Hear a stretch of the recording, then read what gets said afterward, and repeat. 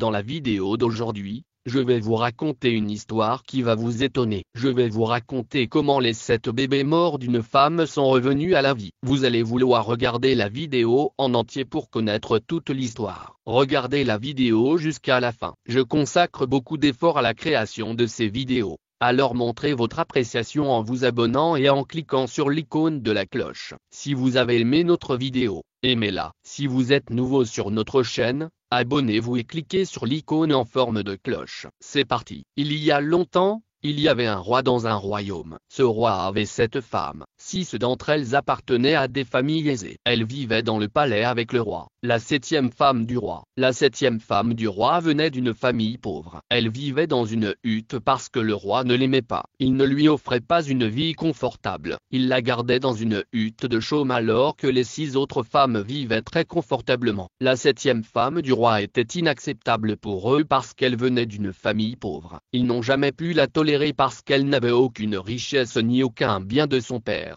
Malgré sa pauvreté, le roi l'avait épousée. Cela a rendu les 6 épouses du roi très jalouses de sa 7e femme. Le roi avait tout dans sa vie, la richesse, les femmes et les biens. Mais il n'avait pas d'enfants, ce qui le désolait. Il avait toujours désiré avoir des enfants. Le fait qu'aucune de ces 7 femmes n'avait d'enfants les troublait aussi beaucoup. Même après de nombreuses années de mariage, aucune femme n'était tombée enceinte, ce qui leur causait un grand chagrin. Cependant, le fait de donner ou de retirer des enfants est entre les mains d'Allah. Allah ne leur avait pas donné d'enfants, et ils ne pouvaient donc pas faire l'expérience de la maternité. Le roi était toujours inquiet à l'idée d'avoir des enfants. Un jour, le roi partit à la chasse avec ses soldats pour chasser des animaux. Le roi se perdit dans la forêt. Le roi s'est perdu dans la forêt. Il connaissait le chemin pour retourner à son palais, mais il était fatigué de la chasse et avait besoin de se reposer. Il chercha de l'ombre et continua à marcher. Il vit un ermite qui dormait devant lui. Le roi s'approcha de l'ermite. L'ermite dormit. Le roi passa 12 ans à prier l'ermite pour qu'il lui donne un enfant. Il était convaincu que l'ermite prierait Allah en son nom et qu'Allah lui accorderait la vue d'un enfant. Le roi se rendit auprès de l'ermite et commença à lui masser les pieds. Pendant ce temps,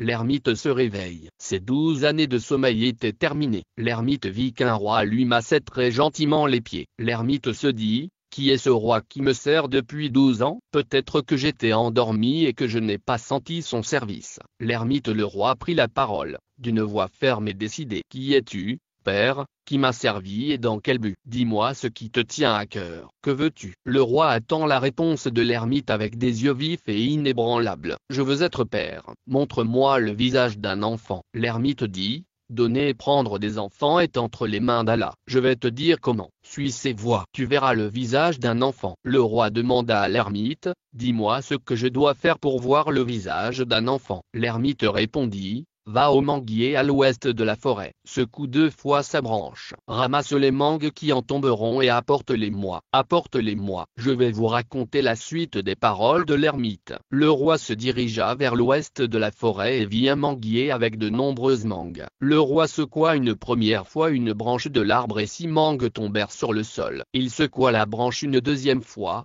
en suivant les paroles de l'ermite, et une autre mangue tomba à terre. Au total, 7 mangues sont tombées de l'arbre à cause des 2 secousses. Le roi ramasse alors ces 7 mangues et retourne voir l'ermite en disant, « Père, j'ai secoué l'arbre 2 fois et j'ai ramassé 7 mangues en tout. La première secousse a fait tomber 6 mangues, et la seconde en a fait tomber une. Il y a donc 7 mangues ici. » L'ermite dit au roi, « Tu partageras ces mangues en parts égales entre tes 7 femmes. Elles les mangeront et inshallah, par la miséricorde d'Allah, elles tomberont enceintes. » Le roi fut ravi d'entendre cela. Il allait enfin avoir des enfants dans sa maison. Il prit les 7 mangues et retourna dans son palais. Il partagea les 6 mangues entre ses 6 femmes. Il leur dit, « J'ai apporté. » Le roi était fou de joie. Il avait enfin entendu la vérité. Les mangues de l'ermite allaient sûrement rendre ses femmes enceintes. Ses héritiers viendraient. Mais le roi avait oublié sa 7e femme. Elle vivait dans une hutte dans la forêt. Il ne lui avait pas donné une seule des 7 mangues.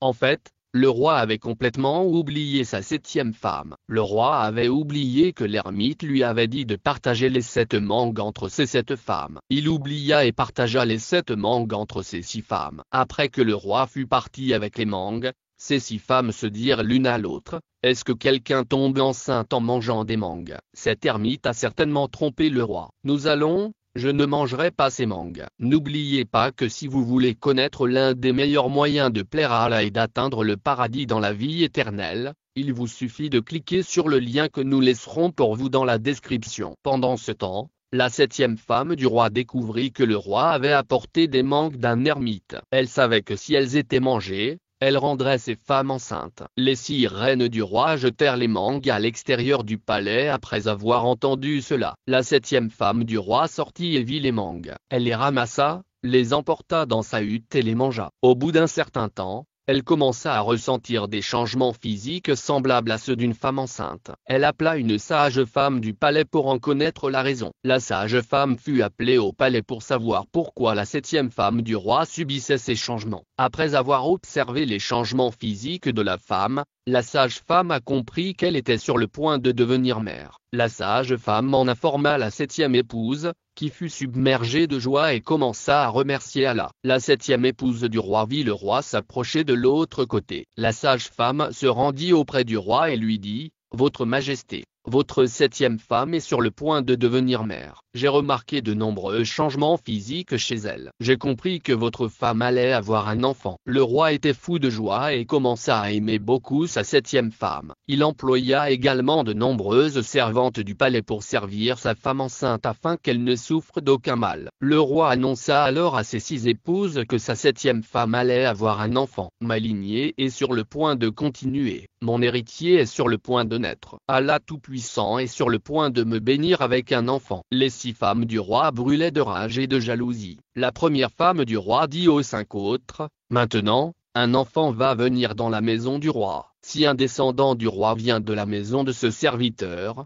c'est lui qui l'aimera le plus. Et notre destin sera ruiné, déclara la seconde femme du roi. Si un enfant vient de la maison de la 7e femme du roi, le roi ne nous appréciera plus. Si un enfant vient de la maison du roi, il aura tous les biens. Nous n'aurons rien, a déclaré la 3e femme du roi. Si un enfant naît dans la maison du roi, nous serons privés de tout. La 5e femme du roi a dit, le roi aimera surtout sa 7e femme. La 6e femme du roi a dit, dès qu'un enfant naîtra dans la maison du roi, il nous chassera toutes. Les 6 épouses du roi étaient complètement, la 7e épouse du roi était sur le point d'avoir un enfant, et les 6 autres épouses étaient dévastées. Elles conspirèrent immédiatement et décidèrent de tuer le futur enfant du roi. Elles savaient que si elles tuaient l'enfant du roi, celui-ci n'aimerait plus sa 7e femme et leur destin ne serait pas gâché. Ils ont découvert qu'une sage femme du palais avait pris l'enfant. Elles étaient chargées de s'occuper de la 7e femme du roi. Ils décidèrent de faire tuer l'enfant du roi par cette sage femme. Ils envoyèrent chercher la sage femme. Lorsque la sage femme est arrivée, ils lui ont dit, tu vas assister à la naissance de l'enfant de la 7e femme du roi. Tu dois tuer l'enfant. En échange, nous vous donnerons beaucoup de pièces d'or. La sage femme fut d'abord choquée d'entendre parler de tuer l'enfant, mais elle était avide et ne put résister à la tentation. Elle accepta le plan. 10 mois et 10 jours plus tard, la 7e reine du roi commença à accoucher. La sage femme dit à la 7e femme du roi, écoute, fais ce que je te dis. Tu vas accoucher et je vais t'aider.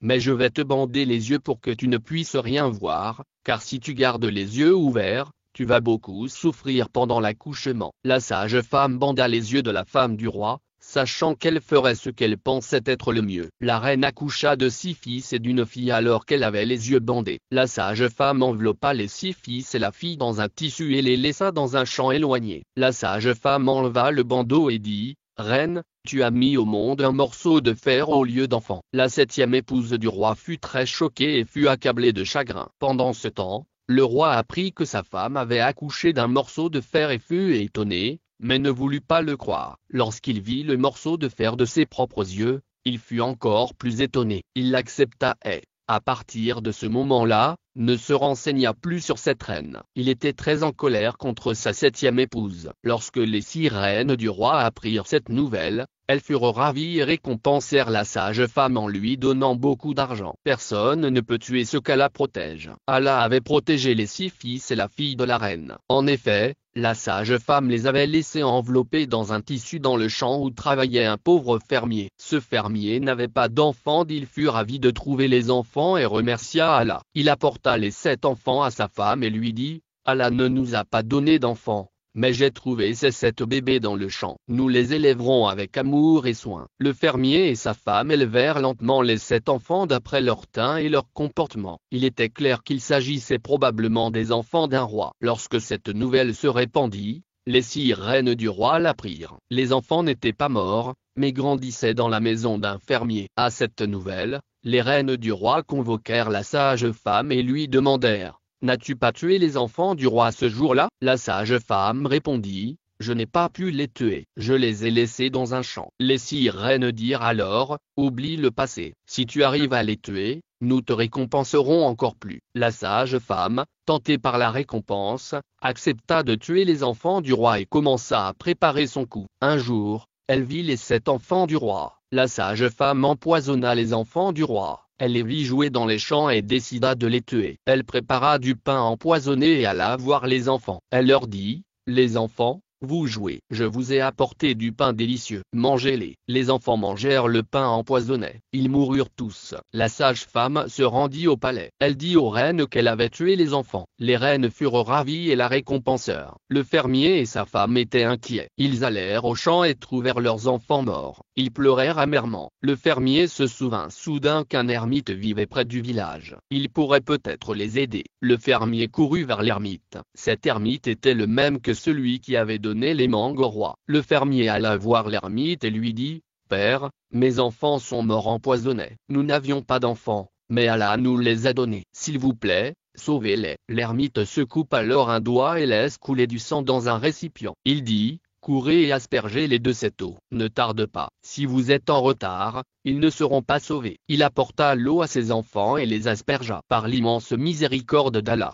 ils revinrent à la vie. Lorsque les sirènes apprirent cette nouvelle miraculeuse, elles constatèrent à nouveau que les enfants étaient vivants. Elles appelèrent la sage femme et lui dirent, vous avez dit que vous aviez tué les enfants, mais ils sont toujours vivants. La sage femme répondit, je les ai tués, mais ils sont revenus à la vie. Je ne comprends pas comment. La reine dit, très bien, allez tuer. Reprenez-les, et nous vous récompenserons grandement. La sage femme, poussée par l'appât du gain, accepta. Au lieu d'empoisonner le pain, elle préparait des bonbons et y mélangeait du poison. Un jour, la sage femme prépara des bonbons avec beaucoup de poison et les apporta sur le terrain de jeu. Elle dit aux enfants, les enfants, voulez-vous manger des bonbons? Les enfants ont d'abord pensé, cette sage femme nous a donné du pain la dernière fois, ce qui nous a fait mourir. Mais maintenant, elle a apporté des bonbons. Comme ils ne contenaient pas de poison, ils commencèrent à manger les bonbons, furent à nouveau empoisonnés et moururent. Le fermier se rendit au champ et vit que ses 7 enfants étaient morts. Il se souvint de l'ermite et courut le trouver. Il raconta tout à l'ermite. L'ermite lui dit, j'ai pu les sauver la première fois, mais cette fois-ci, ce n'est pas possible. Le fermier refusa de l'accepter et supplia l'ermite. Finalement, l'ermite dit, d'accord, fais ce que tu veux. Creuser 8 tombes. Tu enterreras tes 7 enfants dans 7 d'entre elles et dans la dernière, tu m'enterreras vivant. Ensuite, par la volonté d'Allah, lorsque leur mère touchera les fleurs sur les tombes, ils reviendront à la vie. Le fermier s'exécuta, creusa 8 tombes et y enterra ses 7 enfants. Au bout de quelques jours, l'ermite vit de belles roses commencer à fleurir sur les tombes. Un jour, un soldat passa devant les tombes et remarqua les roses. Il essaya de, une voix venant de la tombe dit, dois-je laisser cet homme cueillir les fleurs? De l'autre côté, une voix d'enfant dit, demande à ton père. La voix de l'ermite dit, non, ne laisse personne cueillir les fleurs jusqu'à ce que ta mère vienne les toucher. Le soldat, stupéfait, se rendit immédiatement auprès du roi pour lui rapporter l'événement. Le roi, curieux, se rendit sur les tombes pour voir par lui-même et essaya de cueillir une fleur. La même chose se reproduit. La voix d'une petite fille qui sortait de la tombe dit, demande à papa. Le soldat dit, frère, laisse le roi cueillir les fleurs. De l'autre côté, une voix d'enfant a dit, demande au père. Une voix ressemblant à celle de l'ermite a dit, non, ne laisse personne cueillir les fleurs jusqu'à ce que ta mère vienne les toucher. À l'intérieur, Ils ont dit que personne ne pouvait cueillir les fleurs avant que leur mère ne vienne. Le roi ordonna à ses reines de cueillir les fleurs une à une, mais aucune n'y parvint. Le même message revenait de l'intérieur. Personne ne cueillerait les fleurs tant que leur mère ne serait pas venue les toucher. Finalement, le roi se souvint de sa 7e femme. Il l'appela au bord de la tombe et lui dit: essaie de cueillir les fleurs de la tombe. Dès que la reine toucha les fleurs des tombes, 7 garçons et une fille en sortirent. L'ermite sortit également de la tombe. Le roi était complètement étonné et les 7 reines l'étaient tout autant. L'ermite expliqua tout au roi,